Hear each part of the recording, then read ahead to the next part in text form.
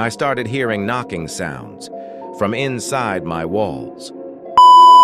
Every night at exactly 3:11 a.m. At first, I thought it was just pipes, but then one night, the knocking stopped, and I heard whispering instead, very slow whispering, right beside my bed. I grabbed my phone flashlight and followed the sound. The whispering led me to the wall near my closet. Then suddenly, something knocked back from inside the wall. 3 loud knocks. Bang, bang, bang. My heart stopped.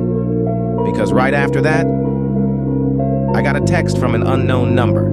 It said, "I can hear you too."